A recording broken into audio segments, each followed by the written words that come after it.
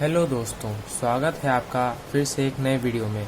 इस वीडियो में हम पढ़ने जा रहे हैं आर एस अग्रवाल का चैप्टर 6 लाइंस एंड एंगल्स, जो कि क्लास 9 का बहुत ही मेन चैप्टर है। मेन चैप्टर की कैटेगरी में आप इसे रख सकते हैं। तो चलिए शुरू करते हैं।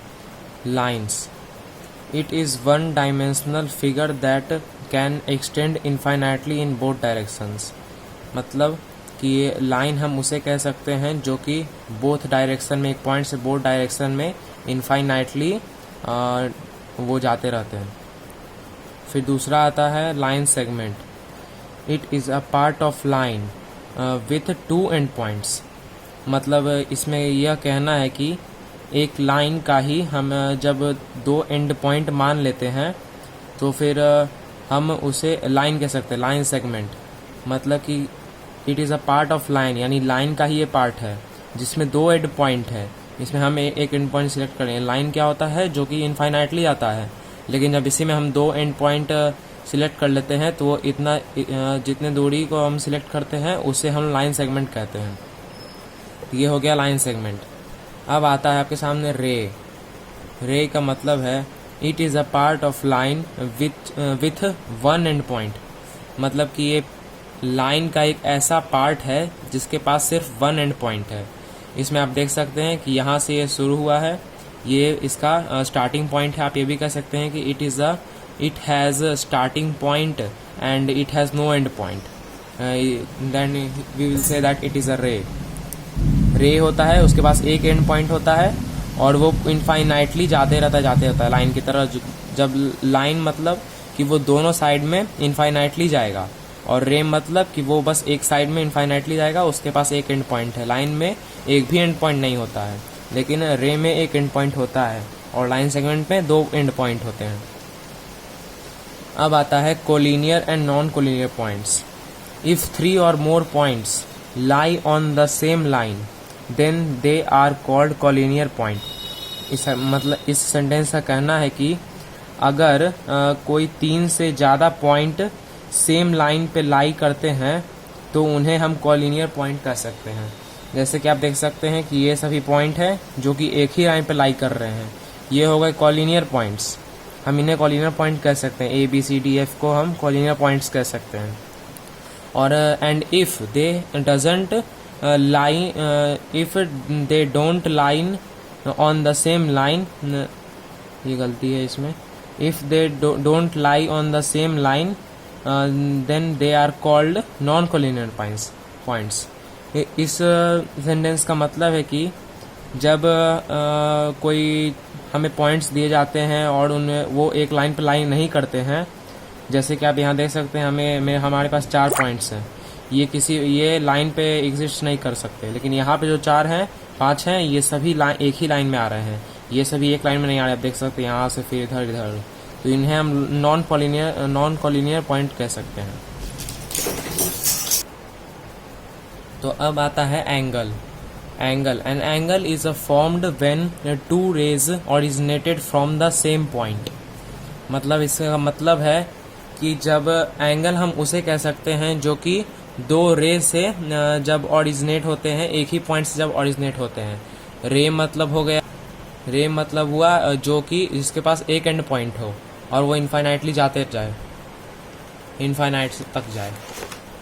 और उसके बाद फिर यहाँ पे एंगल हो गया जो कि जब दो रे जिनका एक एंड पॉइंट हो वहाँ से वो निकले, तो उस बीच के डिस्टेंस को मतलब डिग्री को हम थीटा से डिनोट करते हैं और हम इसे कह सकते हैं कि ये एक एंगल बनाता है। Theta is equal to angle. तो जब भी कोई मान लीजिए एक रे हम बनाएं, ये रे गया उधर इनफाइनाइट तक, फिर इन सेंटेंस का क्या करना है कि एक पॉइंट से दो जब रे पास होते हैं तब उनके बीच के डिस्टेंस को, और या फिर डिग्री आप नाप सकते हैं, जो होगा मेज़र करके आप बता सकते हैं। जो डिग्री होगा हम उसे थीटा से डिनोट करते हैं। उसके बाद थीटा इक्वल टू जो डिग्री होगा वो आप मेज़र करके लिख सकते हैं। तो ये हो गया एंगल। अब आता है types of angle. Types of angle में सबसे पहले आता है एक्यूट एंगल, जो कि 0 डिग्री से बड़ा और 90 डिग्री से छोटा होता है। हम लोग थीटा या फिर एक्स भी मान सकते हैं इसको, डिग्री को।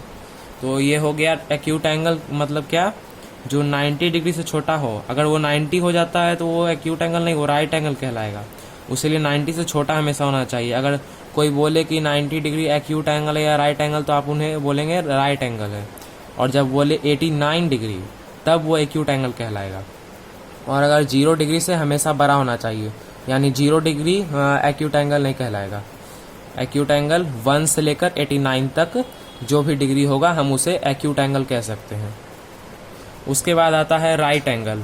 इसमें हम आपको बता ही दिए हैं कि जब 90 डिग्री होगा किसी भी एंगल का, तो उसे हम राइट एंगल कह सकते हैं। ऑब्ट्यूस एंगल होता है कि जब ऐसा एंगल जो 90 डिग्री से बड़ा हो और 180 डिग्री से छोटा हो। 180 डिग्री से छोटा यानी कि हम 179 मान सकते हैं इसको, और ये 91 से 179 तक के डिग्री को, किसी भी डिग्री को हम ऑब्ट्यूस एंगल कह सकते हैं, जिसमें कि ये 90 डिग्री से बड़ा होगा और 180 डिग्री से हमेशा छोटा होगा, तो हम उसे ऑब्ट्यूस एंगल कह सकते हैं। आपको ये सभी क्वेश्चन एग्जाम में आ सकते हैं कि एक ऐसा एंगल, उस एंगल को हम क्या कहेंगे जो 180 डिग्री से छोटा है या 90 डिग्री है। बहुत बेसिक का क्वेश्चन है, ये नहीं आएगा, मतलब इससे थोड़ा नेक्स्ट लेवल का क्वेश्चन आएगा। फिर चौथा आता है स्ट्रेट एंगल। स्ट्रेट एंगल हम उसे कहते हैं जब एक स्ट्रेट लाइन पे जितना डिग्री बने, जैसे आप देख सकते हो यहाँ पे एक स्ट्रेट लाइन है, इसके बीच में जितना भी डिग्री होगा वो हमेशा 180 डिग्री होगा। 180 डिग्री से ना एक कम ना एक ज़्यादा, हमेशा 180 डिग्री, उसको ही हम स्ट्रेट एंगल कह सकते हैं। उसके बाद आता है रिफ्लेक्स एंगल।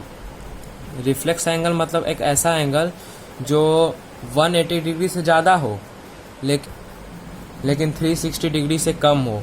180 डिग्री से ज़्यादा और 360 डिग्री से कम, यानी कि 181 से लेकर 359 तक की डिग्री को हम कह सकते हैं। जितना भी डिग्री आएगा उसके बीच में सभी को हम रिफ्लेक्स एंगल कह सकते हैं। आप देख सकते हैं ये सीधा लाइन हो गया, यहाँ पे मान लीजिए ये लाइन है एक, ये 180 डिग्री इतना दूर हुआ, ये आप पढ़ चुके हैं स्ट्रेट एंगल में। देखिए इसके बीच में यहाँ से लेकर यहाँ तक, मतलब ये पूरा इतना दूर तक, पूरा को हम रिफ्लेक्स एंगल कह सकते हैं। अब आता है कॉम्प्लीमेंट्री एंगल।